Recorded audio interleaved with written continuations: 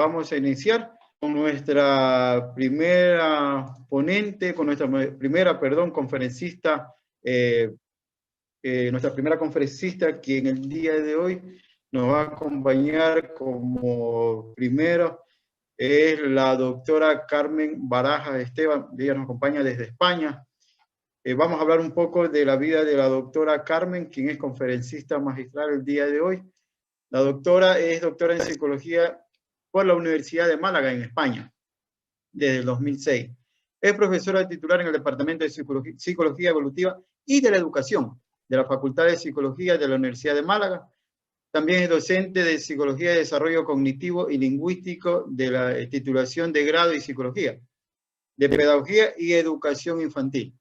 También de Educación Primaria, de Audición y Lenguaje, es máster en formación de profesorados de investigación en la Universidad Humana en los Estados Unidos, también del Centro de Neurociencia en Cuba, en La Habana, Cuba, y también ha pasado también por varias universidades, entre ellas en Polonia, investigadoras de proyectos de investigación de interacción comunicativa madre e hijo. Si vamos a leer una gran cantidad de evoluciones que ella como conferencista lo ha seguido haciendo como profesional, mejor vamos a escuchar a la doctora Carmen Barajas el día de hoy. Para que sepan, cada uno de los conferencistas van a tener 40 minutos a partir de ahora para que ellos comiencen con su exposición y conferencias magistrales.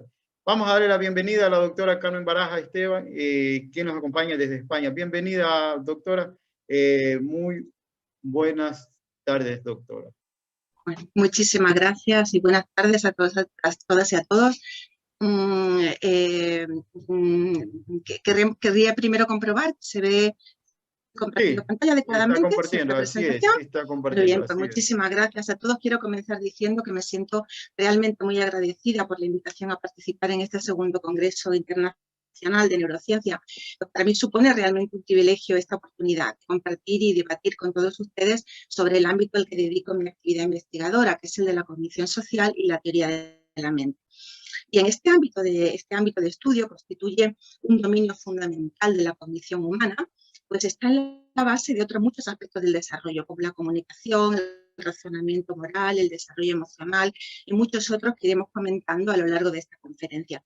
Y su estudio ha experimentado realmente un auge en los últimos años. Bien, en esta conferencia haré una... Perdón. En esta conferencia haré una exposición de cómo ha ido evolucionando la investigación y las teorías sobre la cognición social y la teoría de la mente. En realidad, esta evolución ha ido ligada a la de la psicología del desarrollo en general, desde Piaget en los inicios del siglo XX, pasando por el enfoque del procesamiento de información y su extremo más innatista de la modularidad, ya en los 80, que coexistió con las propuestas socioculturales neovigotskianas, hasta el neuroconstructivismo contemporáneo, que tuvo su origen a final de los 90 y cuyo desarrollo continúa en la actualidad. Discúlpenme que... Bien, cada uno de estos enfoques ha puesto el énfasis en factores explicativos de muy distinta naturaleza, biológicos, sociales, culturales o de procesos cognitivos, para dar cuenta de las competencias en cognición social. Bien, pues después de este recorrido histórico sobre la investigación y las teorías sobre cognición social y teoría de la mente, comentaré cuáles son las líneas de investigación sobre este ámbito que se desarrollan en el Departamento de Psicología Evolutiva de la Universidad de Málaga, al que pertenezco. Pero antes de iniciar este recorrido, vamos a comenzar ubicando la cognición social y la teoría de la mente en el contexto de la psicología del desarrollo. Comenzaremos diciendo que en psicología evolutiva se ha mantenido tradicionalmente una separación entre lo cognitivo y lo social, de manera que el desarrollo cognitivo se asociaba casi exclusivamente al dominio de lo físico y de lo lógico-matemático, mientras que el desarrollo social se identificaba con los aspectos emocionales y afectivos del desarrollo. En la actualidad, sin embargo, las cosas han cambiado mucho y se considera que el desarrollo social es, al menos en parte, también desarrollo cognitivo, y que en el dominio de lo social se manifiestan algunas de las capacidades cognitivas más complejas y peculiares de la mente humana. Así, desde muy temprano en el desarrollo, los recursos cognitivos se ponen al servicio de la comprensión tanto del mundo de los objetos como del mundo de las personas. De modo que ya el bebé se implica en la interpretación de claves sociales en el intento de comprender y de dar coherencia al comportamiento de las personas, que constituyen una parte fundamental de su entorno de desarrollo.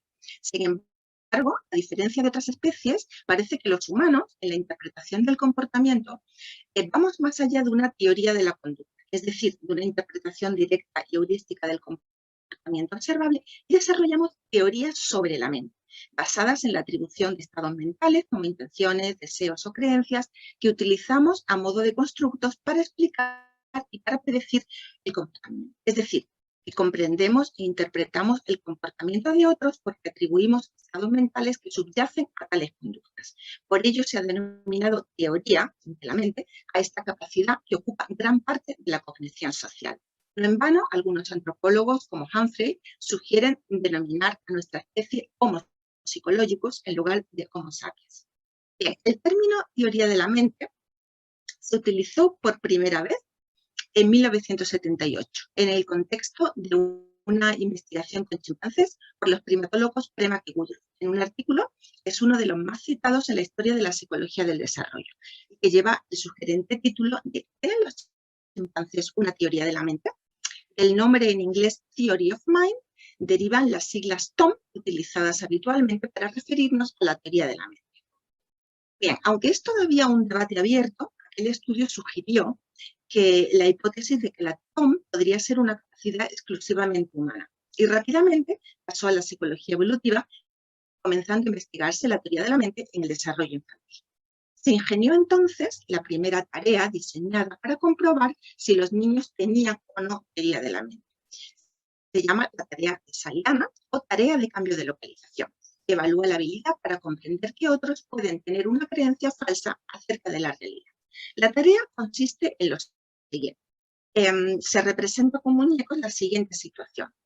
Sally tiene una cesta y está Sana, que tiene una caja. Sally guarda su canica en la cesta y se va a dar un paseo. Entonces, Ana, mientras Sally está dando el paseo, coge la canica de la cesta y la pone en su caja. Sally regresa del paseo y quiere jugar con su muñeca. Entonces, con su canica, perdón. Entonces se pregunta al niño evaluado, ¿dónde irá Sally a buscar su canica? Los niños que superan la tarea responden, irá a la cesta porque cree que la canica está en la cesta. Es decir, solo atribuyéndole a Sally una creencia falsa acerca de dónde está la canica, se puede predecir adecuadamente cuál va a ser su comportamiento. Y esto los niños con desarrollo típico lo consiguen entre los 4 y los 5 años. Durante mucho tiempo, esta fue la única tarea para evaluar si los niños tienen o no una teoría de la mente, que se consideraba como una cuestión de todo o nada. Es decir, o se tiene o no se tiene teoría de la mente. Además, se consideraba la teoría de la mente como un constructo unitario, consistente en comprender que las personas pueden tener creencias falsas. Bien, sin embargo, en estos 40 años de investigación sobre teoría de la mente, desde 1978 hasta 2021, 23 años exactamente, se han diferenciado componentes muy diversos de esta habilidad para atribuir estados mentales, que iremos mencionando en el curso de esta exposición. Bien, pero bastante antes de que se acuñara el término teoría de la mente, fue Piaget, como ocurrió en otros muchos ámbitos del desarrollo, el primero en plantear algunas cuestiones relacionadas con la comprensión infantil de la mente. En obras como La representación del mundo en el niño o El juicio moral en el niño, explica cómo exploró, mediante la entrevista clínica, la génesis de las ideas que tienen los niños acerca de la mente. La evolución que encuentra supone el paso de un pensamiento egocéntrico, propio del preoperatorio, o un pensamiento descentrado, propio de las operaciones concretas. Para Piaget, en realidad, la teoría de la mente es algo que se desarrolla tarde y como parte de un proceso de dominio general. Bien, pues el egocentrismo supone la incapacidad para situarse en la perspectiva psicológica de los demás y se manifiesta en todas las áreas. Por ejemplo, en la dificultad para situarse en la perspectiva visual de otro, lo que Piaget evaluó con la llamada tarea de las tres montañas, en la que el niño evaluado se sentaba ante una maqueta de tres montañas desiguales y tenía que ponerse en la perspectiva visual de alguien situado al otro lado para elegir la lámina que correspondía a lo que estaba viendo el otro. O para comunicarse eficazmente. Los niños también tienen problemas cuando son pequeños y tienen pensamiento egocéntrico, y comunicarse eficazmente al no situarse en la perspectiva mental del interlocutor. Los niños pequeños, cuando tratan de contar, por ejemplo, algún acontecimiento a alguien que no lo ha presenciado, tienen dificultades para hacerse entender al omitir información relevante que el interlocutor debe conocer para comprender lo sucedido. También al juzgar la moralidad de una acción. Los niños pequeños juzgan la moralidad de una acción, por ejemplo, romper un cristal jugando a la pelota, en función del resultado o del daño causado, sin atender a los motivos y a las intenciones de quien ha realizado la acción. Es decir, si ha sido intencional o no romper el cristal en este caso. También se manifiesta el egocentrismo en las dificultades para distinguir entre lo físico y lo mental, atribuyendo erróneamente características mentales a objetos físicos, como el animismo, o al contrario, atribuyendo propiedades físicas y observables a sucesos mentales, como el realismo. Por ejemplo, atribuyendo existencia real a los sueños. O confundiendo entre lo que es producto del conocimiento y de la imaginación, como los superhéroes u otros seres de ficción, lo cual mejora cuando los niños se implican en el juego simbólico o en relaciones con amigos imaginarios. Aunque estos trabajos de Piaget fueron muy criticados, fundamentalmente por subestimar las capacidades del niño y por su concepción de un desarrollo en estadios con cambios conceptuales bruscos, ha de reconocerse que Piaget fue el primero en llamar la atención sobre lo peculiar y lo complejo del conocimiento que subyace a la distinción entre lo físico y lo mental. Bien, pues mientras que la teoría de Piaget dominaba la psicología evolutiva en Europa, en la psicología general reinaba, como todos sabemos, el conductismo desde Estados Unidos. Como ya sabemos también, el conductismo estaba enfocado en el estudio de la conducta observable y por tanto era ajeno al estudio de los procesos mentales. Pero a final de los 50, la crisis del conductismo dio pie al cognitivismo y al interés por el estudio de los procesos cognitivos. La revolución cognitiva y el procesamiento de información, basado en la metáfora del ordenador o en comparar lo que hace la mente con lo que hace un ordenador, supone el inicio del enfoque computacional, que en realidad se extiende hasta la actualidad. Todo el enfoque computacional está basado en dos principios: que la mente construye representaciones de diferente tipo, representaciones espaciales, temporales, numéricas, semánticas o de estados mentales, es decir, las representaciones son en realidad el conocimiento, y que hace cómputos con ellas, es decir, que las representaciones son la materia prima con la que opera el pensamiento. De este modo, cuando en 1978 surgió el concepto de teoría de la mente, este fue adoptado rápidamente en psicología del desarrollo en el contexto del enfoque computacional. Ocurrió en el Institute of Child Development de la Universidad de Minnesota, donde John Flavel, que era el máximo experto en Piaget fuera de Ginebra, estaba enfocado por entonces en estudiar el desarrollo de la memoria y de la metacognición, es decir, en lo que saben los niños acerca de su propio pensamiento, concretamente acerca de sus procesos de memoria y de aprendizaje.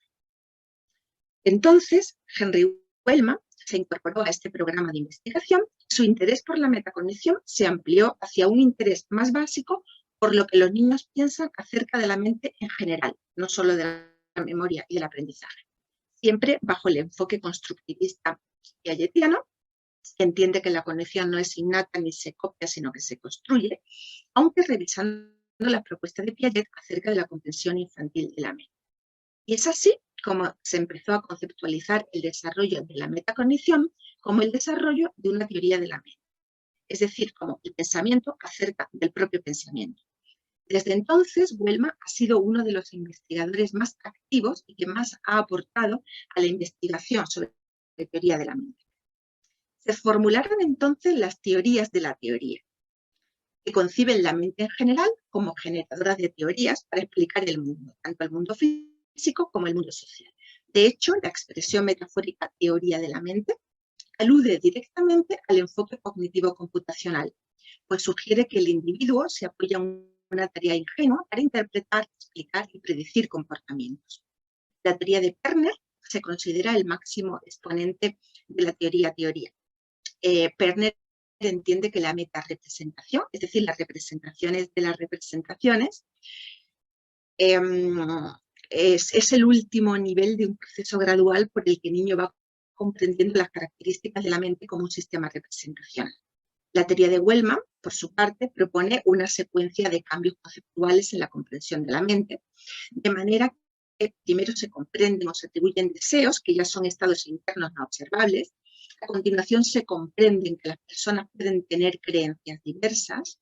Después que las personas pueden ignorar un conocimiento. Seguidamente se comprende que se pueden tener creencias falsas. Y por último, las emociones se pueden fingir.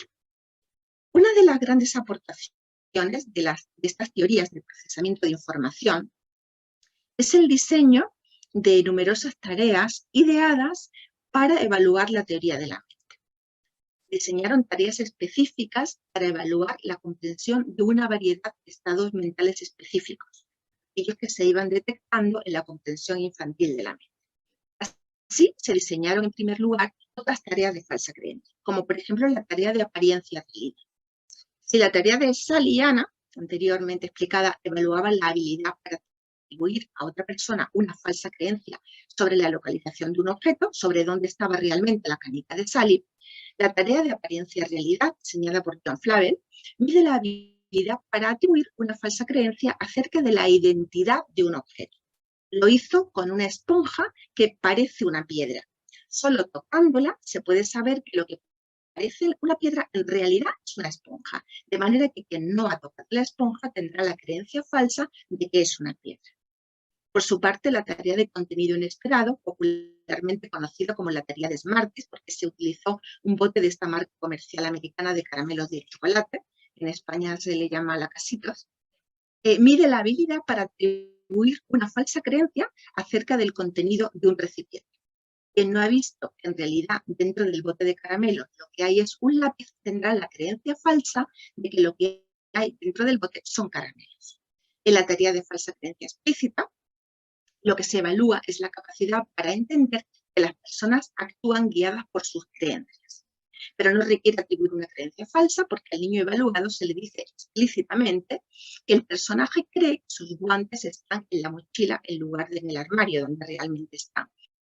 Y lo que se le pregunta es dónde irá a buscar sus guantes dada esa creencia falsa.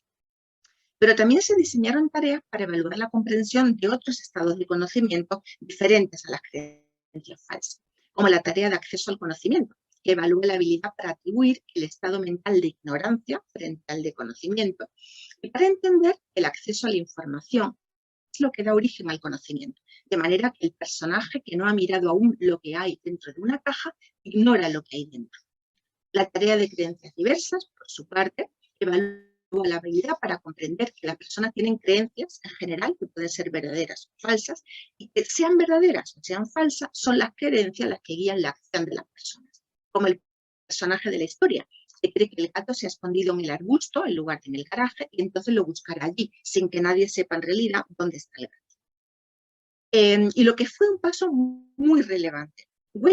Henry Wellman diseñó una batería de tareas en la que por primera vez se consideró la atribución de estados mentales de naturaleza emocional, como la tarea de deseos diversos, que evalúa la comprensión de que las personas pueden tener deseos diferentes al propio, de manera que, aunque uno mismo prefiera una galleta o una zanahoria, puede que a otro le gusten más las zanahorias que las galletas y entonces ofrecerle una zanahoria para merendar en lugar de una galleta.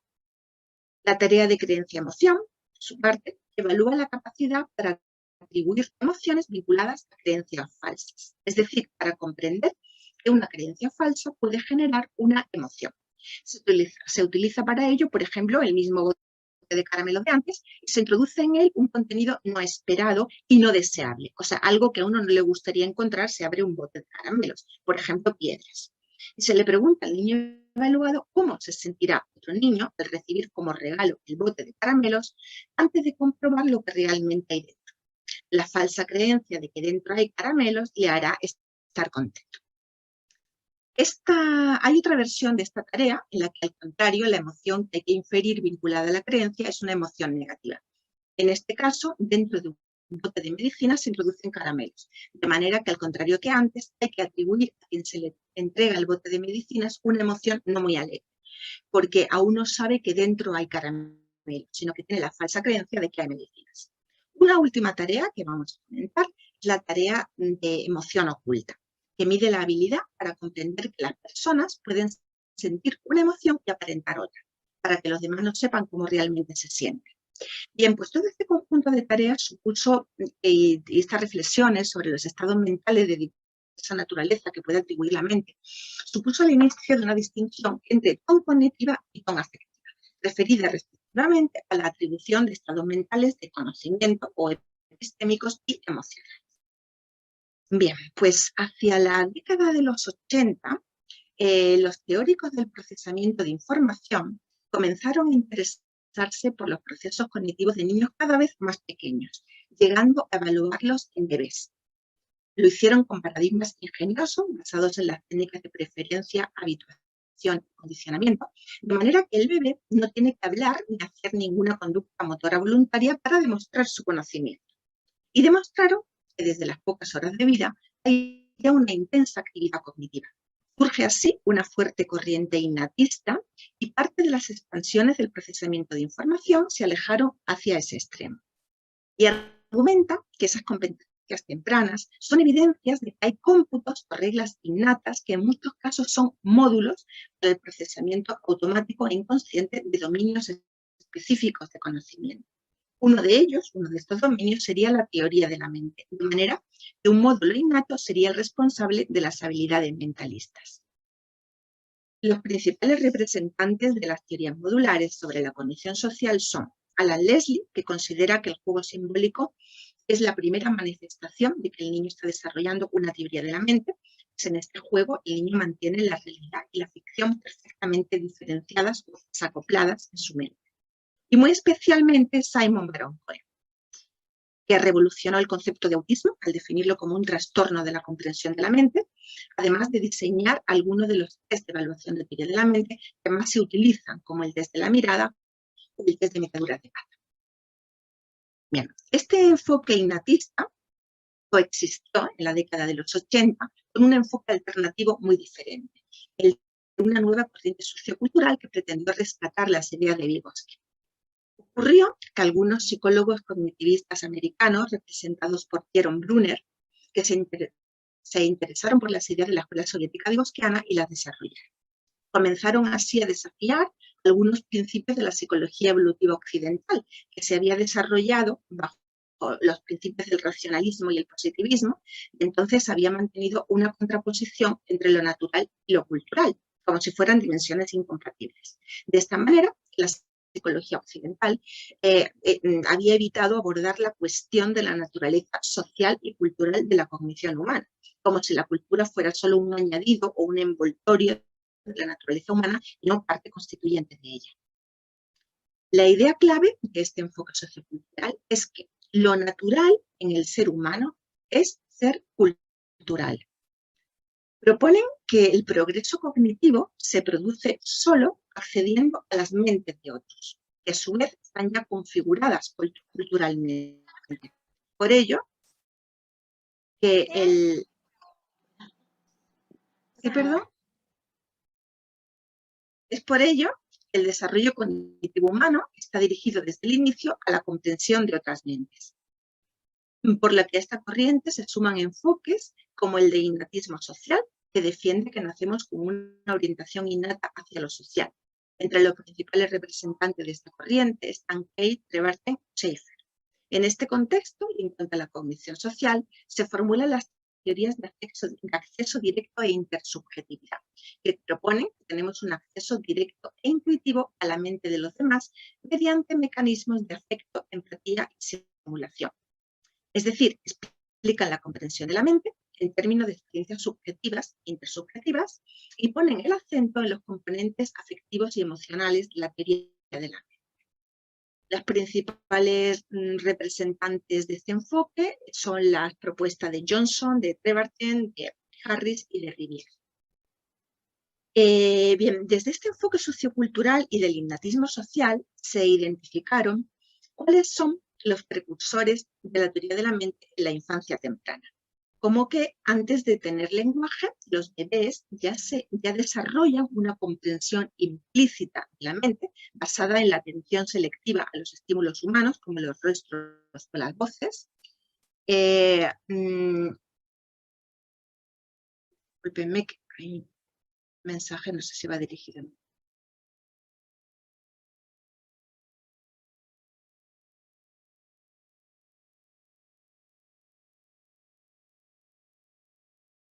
Perdón. Decía que antes de tener lenguaje se descubre desde este enfoque teórico que los bebés ya desarrollan una comprensión implícita de la mente basada en la atención selectiva a estímulos humanos como los rostros o las voces. Esta comprensión inicial de la mente comienza con la atribución de emociones y de intencionalidad para dar sentido a las acciones que observan. Así, desde muy temprano, los bebés muestran sensibilidad a los estados emocionales de otros e interpretan las expresiones emocionales de los cuidadores como referencia social para acercarse o para evitar una situación. Por su parte, la atribución de intencionalidad, que comienza a los 9 meses, se considera un precursor de la TOM cognitiva, pues supone interpretar conductas observables en términos de propositividad, que hay que inferir y que no es observable. Así, por ejemplo, distinguen cuando una acción está dirigida a un objetivo, el movimiento humano que es autoanimado del que no lo es. También interpretan la mirada y la atención de otros en términos de intencionalidad, de modo que comprenden la relación física entre ver y mirar, que es propositivo, atribuyen intencionalidad a los gestos o comprenden que el objeto nombrado por el adulto se refiere a aquel al que dirige su atención. Por ello, estos logros están relacionados con los inicios de la comunicación y de la adquisición del lenguaje, y las relaciones de apego con cuidadores sensibles y responsivos las favorecen. También pueden ser indicadores tempranos del trastorno de espectro autista si están ausentes. A esta temprana edad no solo comienza la comprensión de la mente, también comienzan ya a producir intencionadamente cambios en los estados internos de otros, como cuando evolucionan de compartir la atención a seguir la atención y a ser ellos quienes dirigen la atención de otros mediante gestos. Bien, pues desde el periodo de los 90 hasta la actualidad es cuando estamos asistiendo a una auténtica nueva era en la investigación sobre el desarrollo en general, la era del neuroconstructivismo. El origen de esta revolución está en los espectaculares avances en neurociencia y en genética a partir de novedosas técnicas de registro de la actividad cerebral, de la actividad eléctrica, de la actividad magnética y de la actividad neuronal del flujo sanguíneo. Todos estos avances han dado lugar incluso a una nueva ciencia, la neurociencia cognitiva evolutiva, que sería la unión de la psicología evolutiva, interesada en el desarrollo psicológico dentro del ciclo vital, y la neurociencia cognitiva, interesada en la base neuronal y las funciones cognitivas. Se trata de una nueva manera de abordar el estudio del desarrollo cognitivo. Pues un conocimiento mucho más profundo del cerebro está teniendo una inmensa repercusión, no solamente en la comprensión de todas las funciones cognitivas, incluida la teoría de la mente, sino incluso en la reformulación del debate creencia-medio al aportar numerosas evidencias de cómo las funciones cognitivas son producto emergente del cerebro y al mismo tiempo cómo la configuración del cerebro es un producto del desarrollo a partir de la influencia ambiental. También está suponiendo un gran avance en otros debates específicos del desarrollo cognitivo, como por ejemplo el de la relación pensamiento-lenguaje, al esclarecerse cómo el cerebro construye representaciones configuradas socioculturalmente, que a su vez son la base de procesos generales de cómputo. Bueno, pues estos grandes avances podrían agruparse en tres: neuroanatómicos, neuroquímicos y neurofuncionales.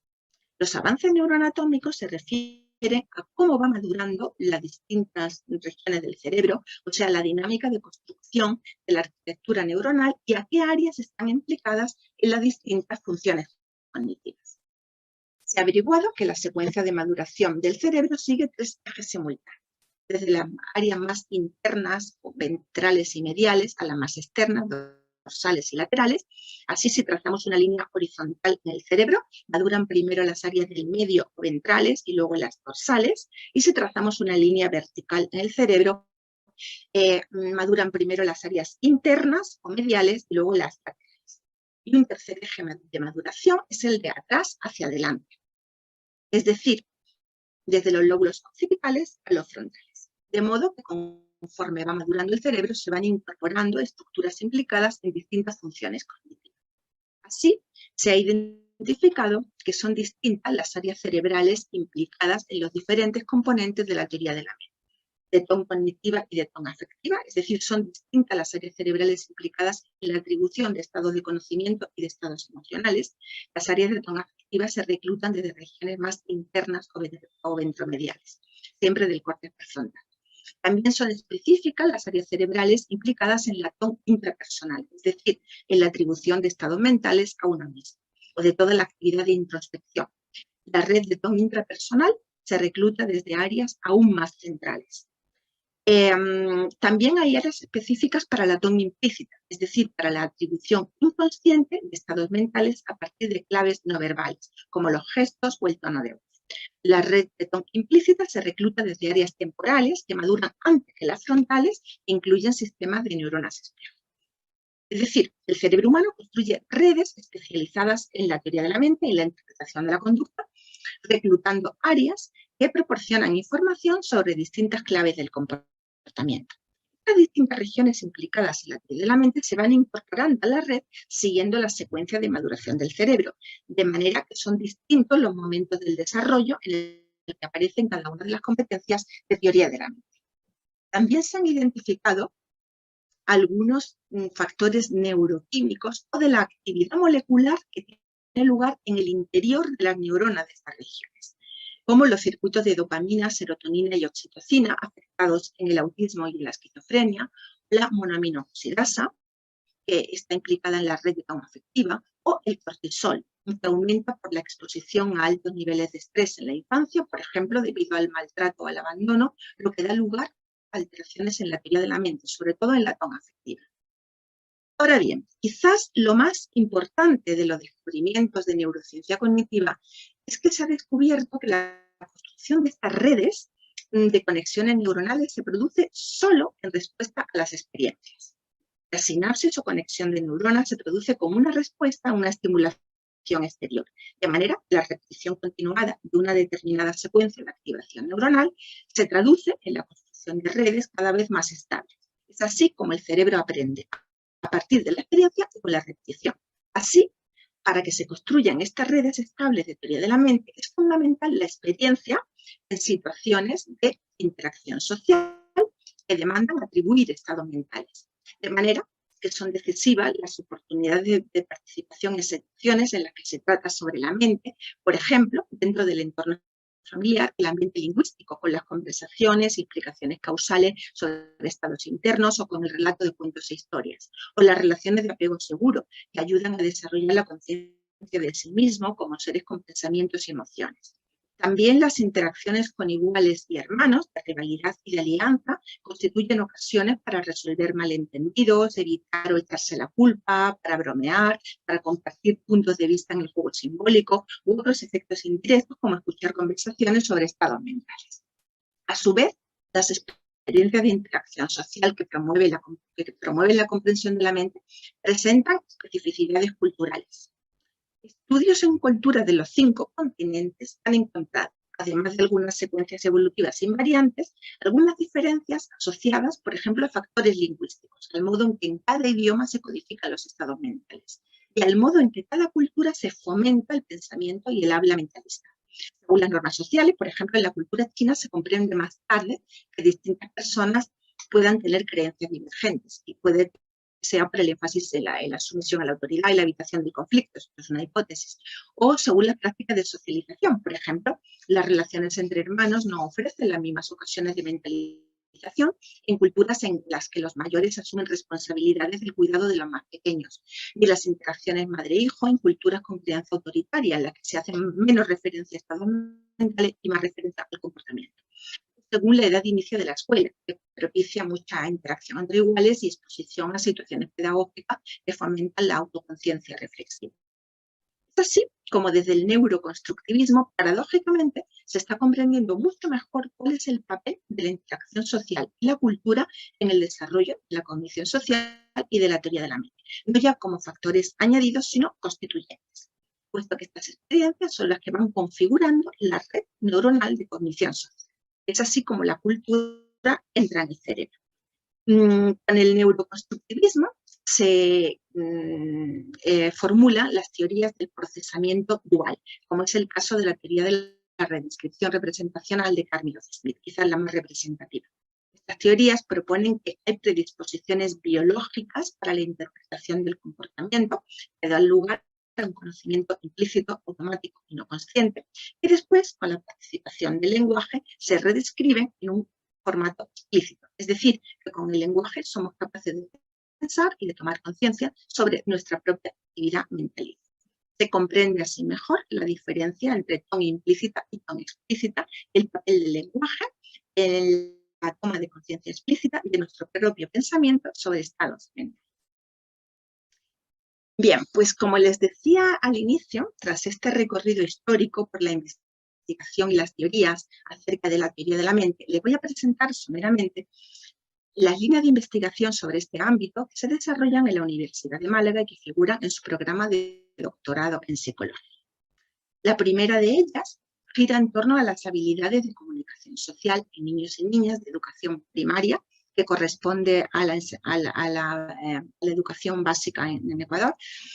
Este proyecto está enfocado en el análisis evolutivo de las habilidades pragmáticas de uso social del lenguaje, como las mentiras, la persuasión y las ironías, tanto con un uso prosocial como perverso, y tanto la comprensión como la producción de estos actos del habla, y tanto en comunicación oral como escrita, en niños y niñas de 6 a 12 años, y también en las repercusiones que tienen estas habilidades de comunicación en la aceptación, en el éxito social en el grupo de iguales, en los logros académicos.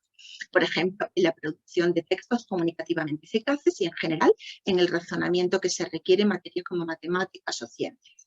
La idea central de este proyecto es que la habilidad de comunicación va más allá del lenguaje, de modo que para comunicar eficazmente se requiere la teoría de la mente, para situarse en el escenario mental de los interlocutores, y se requiere también el uso reflexivo de la lengua, que permita comprender cómo se puede utilizar el lenguaje para producir efectos diversos en los estados emocionales, tanto cognitivos como emocionales, de los interlocutores.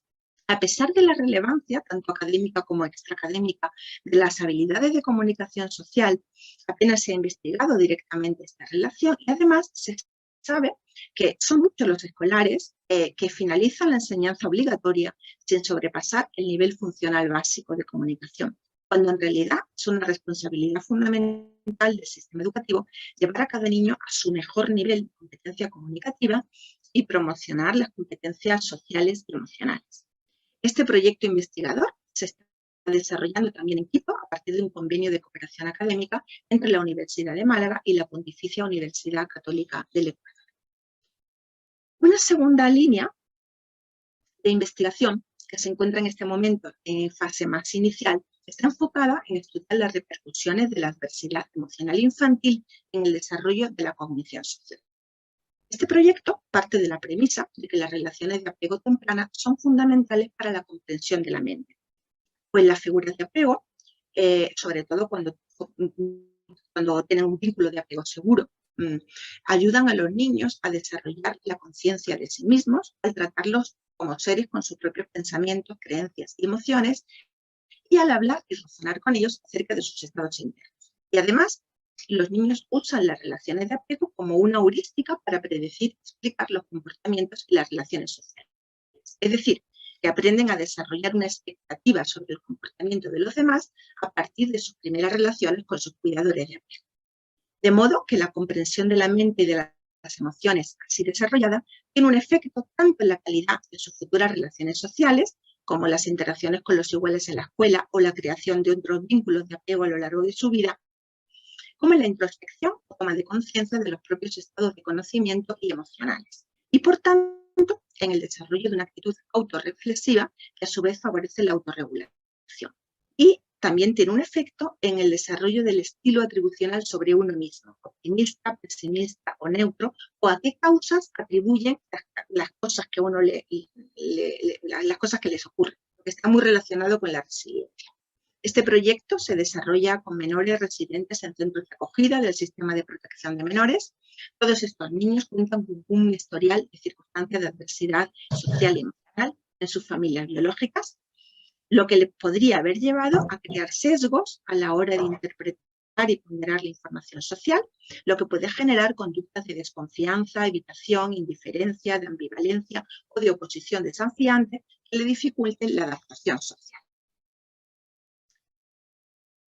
Finalmente, una tercera línea de investigación está enfocada en el estudio de la teoría de la mente en adultos mayores con envejecimiento normativo y su relación con la reserva cognitiva y con su nivel de actividad intelectual y social. Hay que decir que la investigación sobre teoría de la mente en adultos es muy reciente, a pesar de su relevancia para la competencia social en la vida cotidiana, y con resultados muy discrepantes sobre si mejora, permanece estable o presenta un deterioro asociado a la edad. Un análisis detallado de todos los estudios indica que las discrepancias se deben a que los estudios evalúan componentes de TOM distintos. Algunos son cognitiva, otros son afectiva, otros explícita, otros implícita, ya que no todos consideran los factores cognitivos asociados a la edad que subyacen a la teoría de la mente. El propósito de esta investigación es comprobar si el deterioro normativo de las habilidades de inteligencia fluida o funciones ejecutivas está asociado a una disminución de la TOM implícita o de la interpretación no verbal de estímulos sociales como gestos, miradas o prosodia, y si el mantenimiento de las habilidades cristalizadas apoyadas en el lenguaje está asociado a un rendimiento igual o mejor en TOM explícita, pudiendo alcanzar algunas personas el nivel llamado de sabiduría.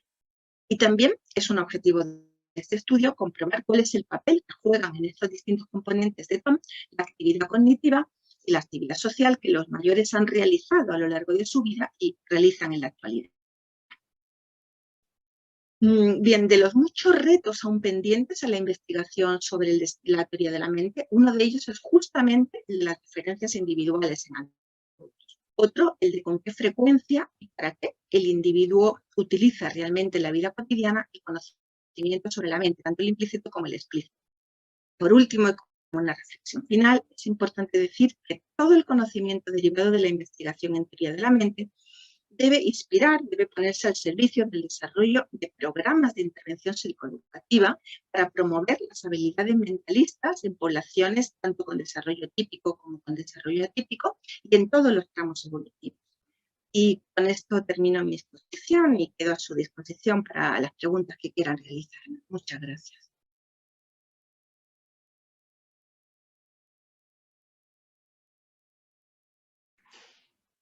Ok, doctora. Muchísimas gracias, doctora, por su gran exposición que ha hecho el día de hoy. Queremos preguntar a los estudiantes y docentes quienes están presentes en este momento en el segundo congreso de Neurociencia, Pedagogía y Psicología. ¿Alguna pregunta tienen para la doctora María del Carmen? Por favor, para que lo hagan en este momento.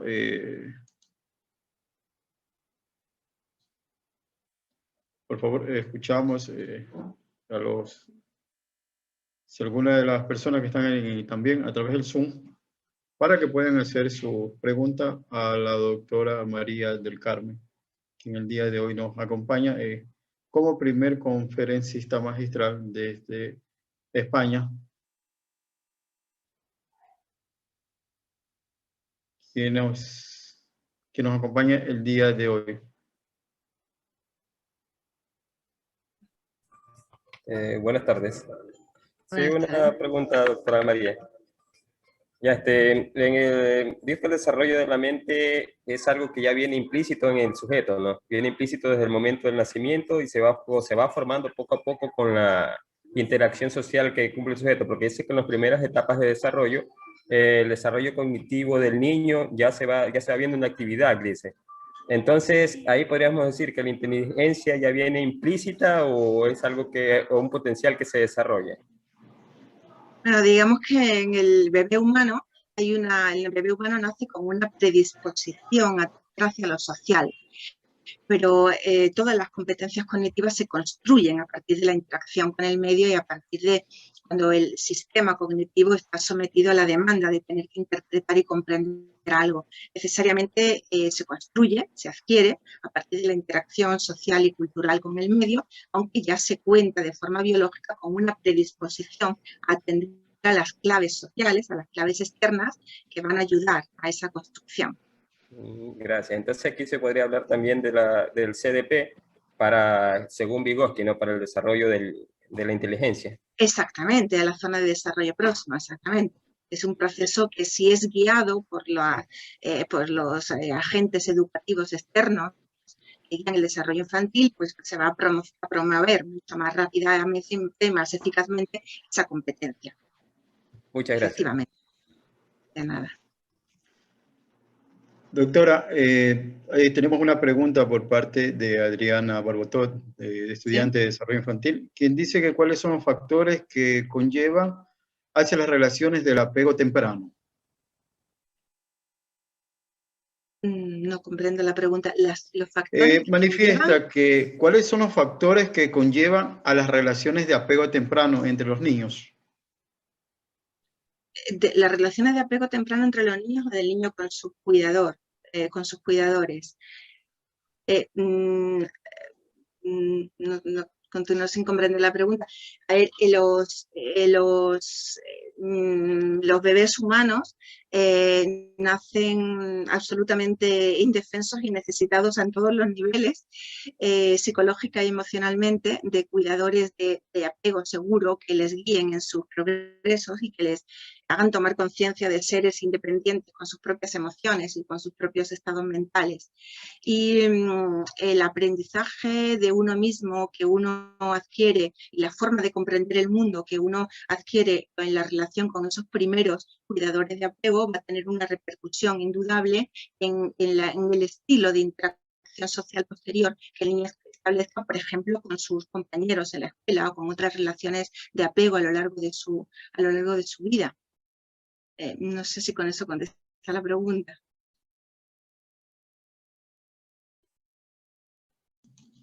A ver, leo otras preguntas en el chat.